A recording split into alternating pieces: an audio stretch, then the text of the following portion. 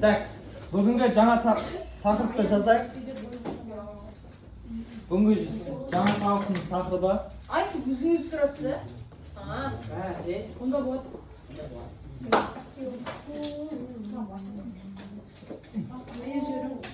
Біз уже жарықтың түзу сызықты тарау заңдарын өттік. Бүгінгі жаңа тақырып бізде жарықтың шағылуы. Жарықтың шағылу заңы.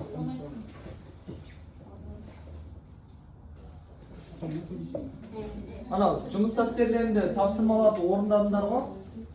Содан кейінгі бетташылар бар. Жарықтың шағылуы, шағылу заңдары и жазық айналар деген. Жазық айналар. Жарықтың шағылуы, шағылу заңдары. Енді қараңдар. Жарықтың шағылуы деген нәрсені түсіндіретін болсақ, оқушылар тынышталайық. Жарықтың шағылуы, мысалға белгілі бір айнаның бетін алайық, айна. Айна деген оның беті не істейді? Қандай болады? Отражение. Бірінші айнаның беті қандай болады? Тегіс па әлде кедір-бұдыр бола ма? Сол нәрсені анықтау. Тегіс. Тегіс болады. Тегістігі біз өлшем ретінде қарастыратын болсақ, оның тегістігін микроскопиялық тұрғыда қарайтын болсақ та өте тегіс болады. Яғни кедір-бұдырлығы өте аз деп айтылады. Яғни өте тегіс бір бет, және ол жарықты шағылдырады. Енді осы жерден бір жарық түсетін болса, мысалы мына жер жарықтың көзі.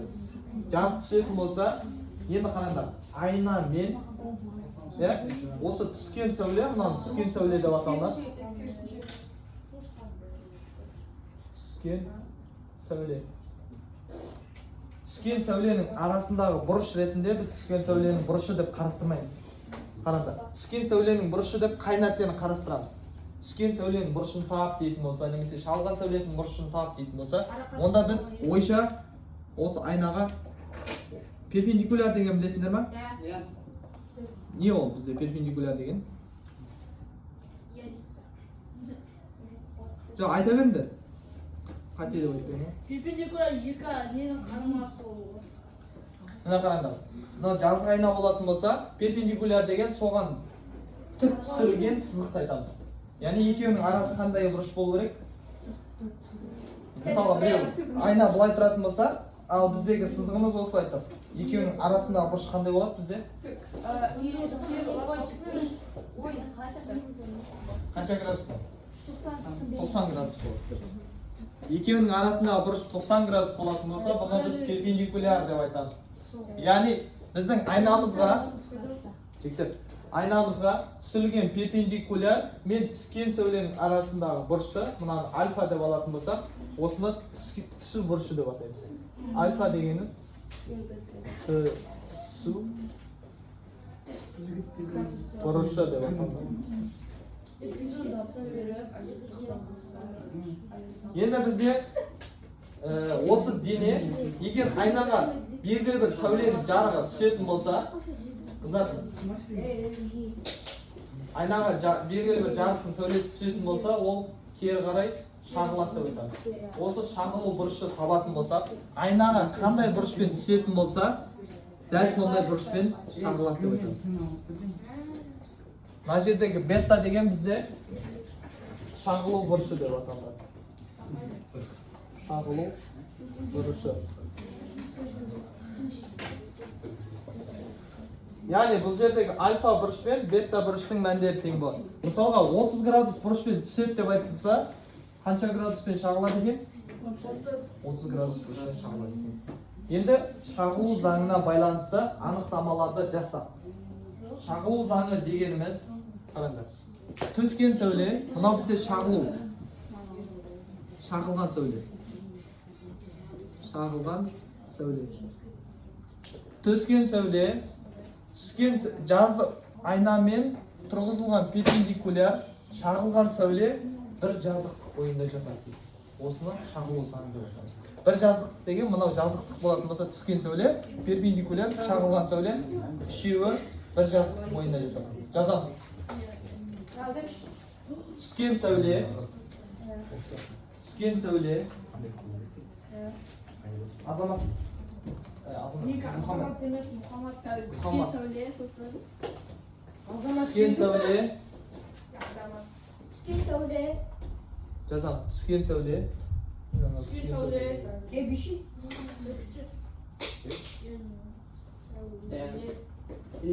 жазық айнаға түсірілген перпендикуляр жазық айнаға түсірілген перпендикуляр түсірілген перпендикуляр деген былай жазылады Айнаға. Ағай түскен сәуле жазық айнаға. түсірілген перпендикуляр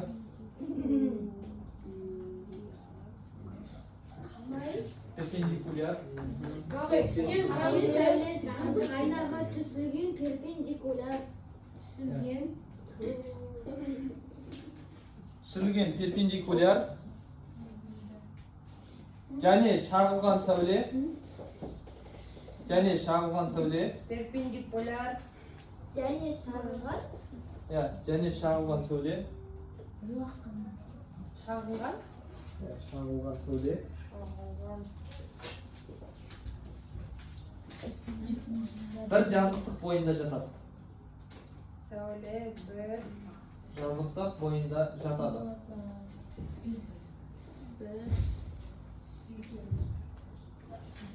бір жазықтық бойында жатады осыны жарықтың шағылу заңы деп атаймыз осыны жарықтың шағылу заңы деп атаймыз Жарықтың. шағылу заңы деп атаймыз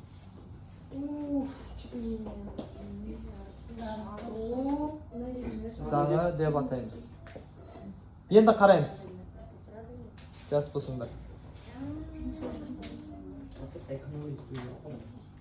мысалы бізде жаңа айттық альфа бұрышы қанша болса бета бұрышы дәл сондай болады 30 градуспен түсетін болса 30 градуспен шағылады дейді енді былай айтылса есепте жазық айна берілсін мына жерде белгілі бір перпендикуляр мен түскен сәуле арасындағы бұрыш альфаға тең давайте осының мәні 30 градусқа тең болсын енді түскен сәуленің бұрышын 10 градусқа арттырсақ шағылған сәуле қанша градус болады альфа 30-ға тең түскен сәуленің бұрышын 10 градусқа арттырсақ 10 градусқа арттырсақ қанша болады 40 болады шағылған сәуле 30. шағылған сәуле 30 болады қандай бұрышпен түссе сондай бұрышпен шағылады яғни біз мына жақта 10 градусқа бүйтіп арттыратын болсақ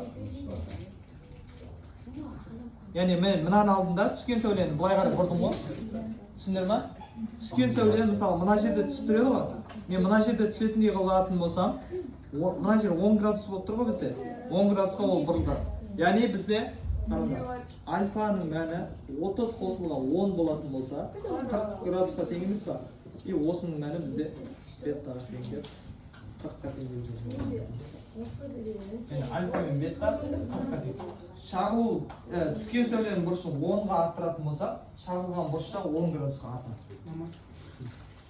енді сендерге давайте тағы да бір кішігірім есеп ретінде берсек Ағай не геометрия оқып кетті? геометриялық оптика деп аталынады екен жалпы бөлім бар ғой бізде геометриялық оптика деген бар сол үшін біз геометрия арқылы физиканы байланыстырып шығарамыз енді былай айтылса бізде қараңдар мәтіндерге мен айтып жатқан мәтіндерге мұқият болыңдар бізде түскен сәуленің бұрышы 20 градусқа тең дейді түскен сәуле мен шағылған сәуленің арасындағы бұрыш қаншаға тең түскен сәуле мен шағылған сәуленің арасындағы бұрыш қанша градусқа тең 10 градус дейді 40 градус дейді 20 түскен сәуле мен шағылған сәуленің арасында шағылған сәуле емес түскен сәуле мен шағылған сәуленің арасында 10, 40. түскен сәуле бізде альфа болатын болса шағылған сәуле бетта болатын болса түскен сәуле мен шағылған сәуленің арасында бұрыш екеуінің қосындысы емес па 20 градуспен түссе 20 градуспен шағылады екеуінің арасындағы бұрыш ешқандай шатаспаңдар, жақсы ма? Енді былай болсын. Жазып алайық. Тапсырманы тағы да кішігірім күрделендірем.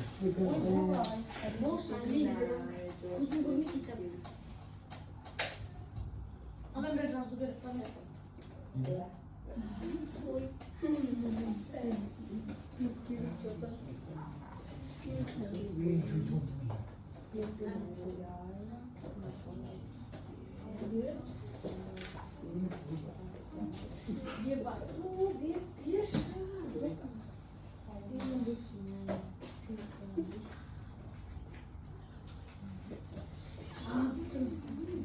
Muhammed жазамыз. Ja, wat zou je daar schrijven? Кәне, заттар тексерің. Обязательно, иә? Енді қараймыз. Мына жерде 20 градус болсын, түскен бұрыш. Иә? Осыны 10 градусқа артырсақ, түскен сәуле мен шағылған сәуле арасында бұрыш қанша болады? Елу. Либо елу, либо қалай дедіңіз ағай?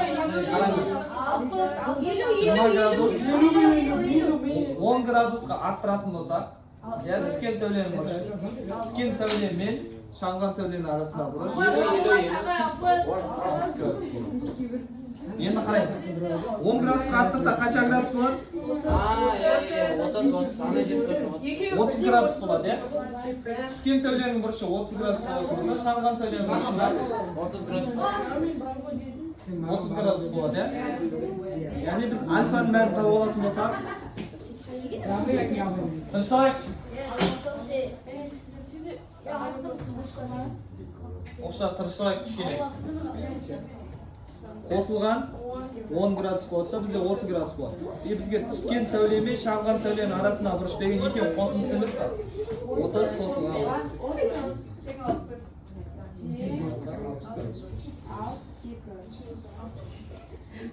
Енді бізге былай айтады. Келесі бір есеп.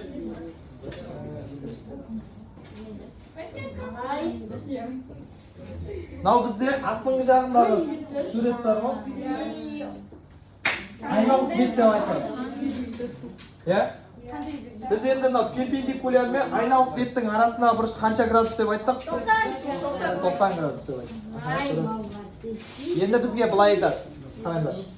Түскен сәуле мен айналып беттің арасындағы бұрыш 60 градусқа тең болғанда шағылған сәуле қаншаға тең деп айтады? Қалай дедіңіз ағай?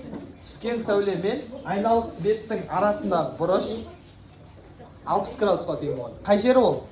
Мына жер ма, не мына жер ма? Мына жағы болады, иә? 60 градусқа тең болатын болса, мына жері қанша болады бізге? Түсу бұрышы 30 болады. Оны біз қаяқтан білдік? Дұрыс. Мына жер 90-ға тең болатын болса, оны 60-тан азайтып тастасақ, 30 градус бізде түсу бұрышы ғой. Ал бізде түсу бұрышы мен шағылу бұрышы тең 60 градус. екеуі де 30 градус болады. Яғни шағылу бұрышы 30 градусқа тең. Заңы өте қарапайым, иә?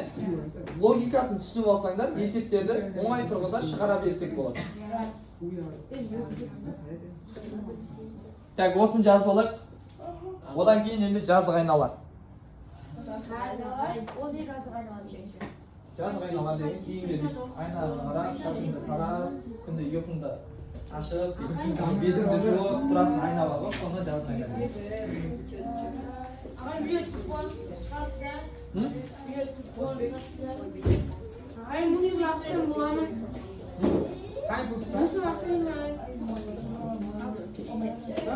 Lan жазып аламыз оқушылар.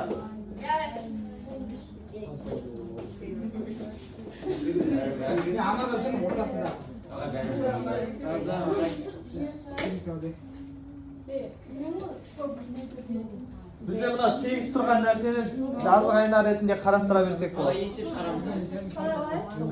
Мына тегіс тұрған нәрсе бар ғой бізде мынау. Айналып кеткен. Енді осы айнаны түзуінен қоятын болсақ. Осы жерде жатып тұрған айнаны Мысалы мына айна дейтін болсақ, ол қазір жерде жатады, осыны алып көтерсек.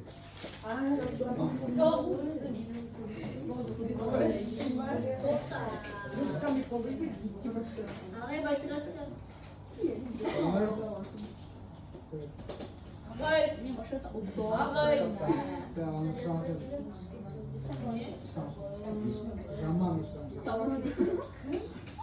алдыңдағы оң жақтағы Ағай, хоп, сия болып отыр.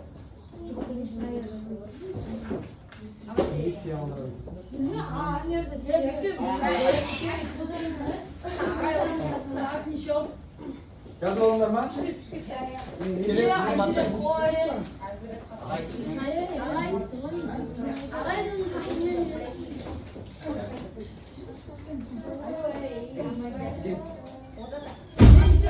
сызбасы. Жазып алдыңдар ма? Тақтадағы. Келесі бізде жазық айналар. Қараймыз. Айнаға қараған бетте біз өзіміздің немізді көреміз. Бейнемізді қараймыз. Бейнемізді қараған мезетте біздің бейнеміз қалай болып көрінеді деп ойлайсыңдар? Симметриялы болып көрінеді. Симметрия деген нәрсе былай ғой. Менің мысалға оң жақтағы бейнем айнаға сол жақтағы бейне болып түседі. Яғни ол кері қарай. Мысалға мен осылай тұратын болсам, мысалға былай тактиктік журнал дегенді бар емес па? Мен осы айнаның алдында ұстап тұратын болсам, бұл бізде керісінше қарай жазылып тұрған сияқты болады. Жоқ, төңкерілген емес былай. Керісінше. Яғни айнада біздер бұның кері бейнесі. Симметрия деген нәрсе сол нәрсе. Яғни симметрия деген нәрсе қараңдар. Айнаға қараған мезетте, біз өзіміздің бейнемізді көреміз да. Яғни мен оң жақтағы қолым айнада қалай көрініп тұрады екен? Сол жағында көрінеді. Ал мен сол қолым айнаның оң жағында көрініп тұрады екен. Өйткені айнада бізде былай айтқанда, мысалға мен былай сендерге қарап отырмын ғой. Оң қолдарымды көтер дейтін болсам, оң қолдарым қай жақта? Ал мен оң қолым мына жақта да. Көрдіңдер ма? Мен сендерге сол жақта тұрған сияқты болып көрінеді. Яғни мен сендердің сол жақтарың менің оң қолым болып тұрса, айнадағы бейне де дәл осылай. Яғни мысалға мына жерде бір айна болатын болса, мысалға мынандай бір стрелка болатын болса, оның айнадағы бейнесі қандай болады? Стрелка сол жаққа қарап тұрады, оң жаққа қарап тұрады. Мынау қазір төменге қарап тұр ғой бізде. Жоғарғы. Жоқ. Айнадағы бейнесі симметриялы болатын болса, дұрыс жоғары қарап тұрады. Түсіндіңдер ма? Дұрыс қой. Енді қараймыз. Мысалға айнадағы бейнесі оның түзу болып тұратын болса, Сол жаққа қарайды, сол. түсіндіңдер ғой, Енді бізде айнадағы бейнесі мысалға жанынан болып тұрса ше, мысалға мынау өшіп тастайық, былай қарай болып тұрса. Аспанға қарайды. Бірақ біз айнаға қалай қарағанымызға байланысты. Мысалға айна былай жанынан тұратын болса, мен біз мына нәрсе қиғашынан қарайтын болсақ, мысалға былай ғой. Мына бетті өлшемесем бола ма?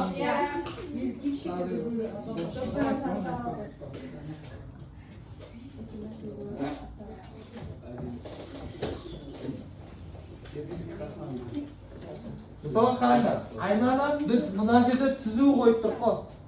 Енді айна былай қиғашынан тұрса.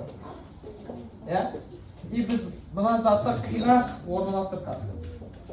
Енді айнадағы бейнесі қалай болып көрінеді ол?